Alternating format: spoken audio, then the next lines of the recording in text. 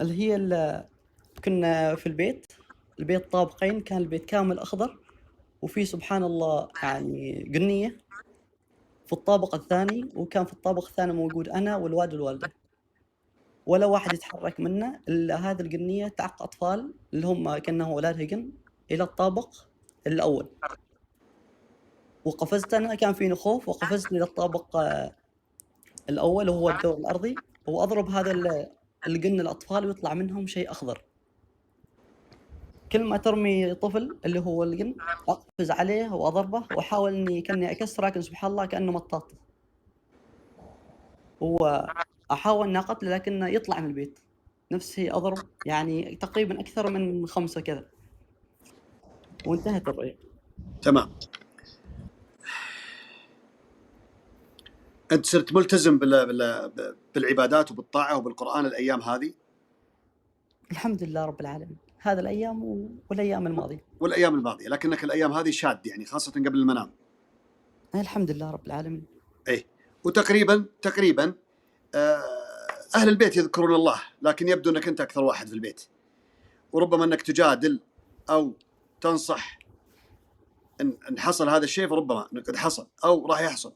تجادل أهل المنزل في العبادات والتوجه إلى الله والرقية الشرعية والتمسك بالعبادات الحقيقية والصحيحة. فربما زي ما قلت لك إنه في أذى قديم، وربما يكون في أشخاص قد تعاملوا من أسرتكم بما ذكرت لك البارح. نعم. طيب يا حبيبي تفضل. الله يسعدك إن شاء الله ويرحم والديك. يا شيخ، حلمت كأني في مكان، في بيت كذا قديم، وفي مكان غرفة دخلت فيها مظلمة، وكأني في هذه الغرفة فيها غرفة ثانية. دخلت في هذه الغرفة، طلع لي رجل بس ما هو بواضح، وتحول إلى ذيب، وكأني هربت منه وعضني في ظهري. خلصت؟ اي نعم يا شيخ خلصت. كم عمرك يا عبد الرحمن؟ 27. 27؟ اي نعم. عبد الرحمن، كيف صحتك الآن، خاصة الظهر والعمود الفقري والعظام؟ صحتك تمام ولا عندك مشكلة؟ أنا جاوب. لا الحمد لله أموري زين، اللهم لك الحمد. أعوذ بالله من الشيطان الرجيم. طيب يا عبد الرحمن، كن حذر جدا، كن حذر جدا، فلربما لك أحد أصحابك صديق لك، وهو في الواقع مو بصديق لك، هذا عدو ينهشك عندما تكون صاد عنها أو مقفي، يغتابك ويؤذيك ببعض الكلام أو يؤذيك بالواقع. كن حذر من بعض الأشخاص اللي أنت تشك فيهم، أو لو لا سمح الله قد يكون غادر لك. انتبه له. يلا. إن الرسول صلى الله عليه وسلم جاء عند وجهي قريب مثل ما أنا من سدحة وهو فوق وجهي، وقال لي قومي، وأنا عرفت إنه يقومني للصلاة، وبعدين قعدت إلا أذان العصر بس. تمام. أنت شفت الرسول عليه الصلاة والسلام بصفاته المعروفة ولا فقط كأنه الرسول عليه الصلاة والسلام؟ لا، كان وجه كله نور. إيه، هذا خير، هذا خير، يأمر بخير حتى وإن كان من الجن أو من الشياطين. يعني يأمر بخير، يعني بسم الله علينا قوم يصلي. ليش ما تصلي بوقته؟ نايمة. مع إني أحط منبه بس أحيانا ما أسمع. اسكتي. إن شاء الله. تعشي جيمات واسكتي. إذا شوف، عندكم جوالات صح ولا لا؟ كل أحد عنده جوال منكم. أضبط متى يأذن العصر؟ الساعة 3:15 مثلا. أضبط عندي الجوال على الساعة 3:15، العصر على 5 العصر على 3:15، المغرب مثلا على الساعة 6، العشاء على 8:05، الفجر على 4:15، الظهر على 12:02. يعني أحط لي 5 مواقيت دائما ثابتة بجوالي، ترن عندي بكل وقت.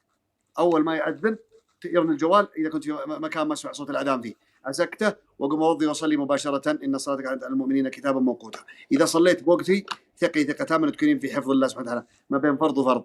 أما تحطين راسك على المخدة وتنامين من صلاة الظهر لين يأذن العصر، أحيانا يصلون ساعة ونص وقل على وشك المغرب وأنت تو تقومين كأنك فار طارد صياد. لا إن شاء الله ما تأخر. ما ينفع. إن شاء الله ما تأخر على الصلاة، بس أحيانا والله الاستفسار أنت مرة قلت إن اللي يسمع قرآن ويبكي ان معيون او ان في مس. عيدي انه ايش؟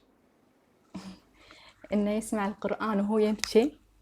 يا يبكي؟ معيون يبكي، احنا نقول يبكي. حتى احنا نقول يبكي ونقول كذي ونقول مني زيكم بالضبط.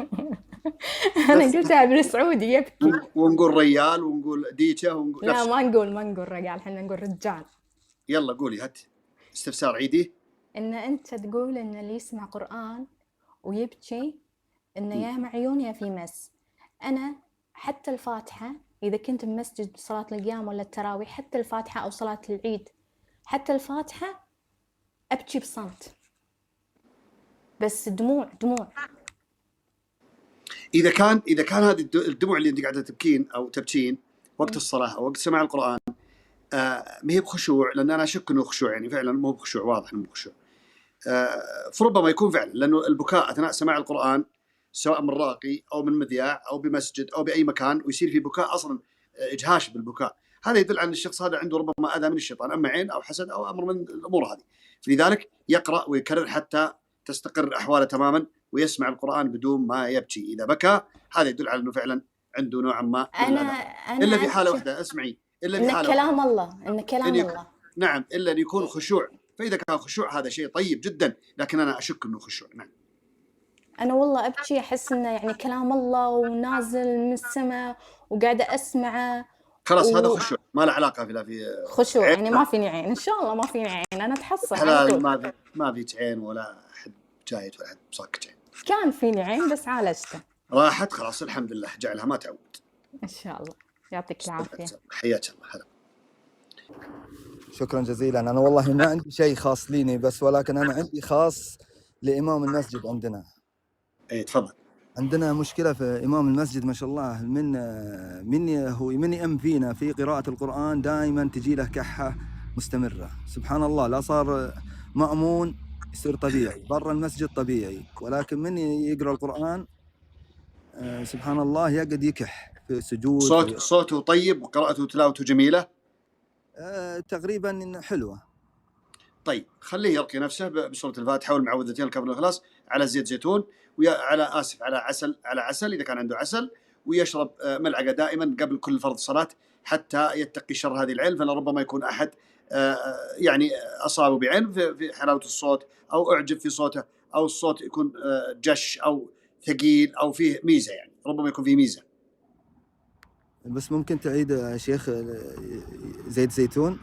عسل أو زيت زيتون، إذا في عسل كان بها، يجيب عسل يقرأ عليه سورة الفاتحة ويقرأ المعوذتين ويستعيذ بالله من شر كل عين عائنة، وينفث بالله نفخا بدون ريق في العسل، والخمس مرات قبل كل فرض ملعقة واحدة على كاس موية أو بدون، يأخذها ويروح يصلي حتى يقطع دابر هذا الأذى اللي يؤذيه.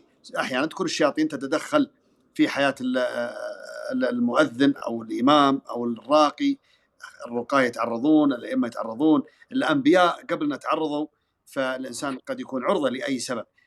يشرب ملعقة عسل قبل يروح للفرض حتى إن شاء الله يسلم من هذا الأمر بإذن الله سبحانه وتعالى. وهذا يستمر عليه يعني أو يستمر عليه حتى يقطع دابر الكحة تماما مع الكشف الطبي. يمكن يكون عنده مشكلة وبعدين تفاقم وتزيد مع لمس الشيطان أثناء الصلاة، فيكشف طبيا على الرئة يتأكد، وبعدين برضو بالعسل ما يمنع أنه يستخدمه. نعم زي ما قلت لك. وشكرا جزيلا لك يا شيخ، وما قصرت، بيض الله وجهك والله يكتب أجرك. آمين يا حياك.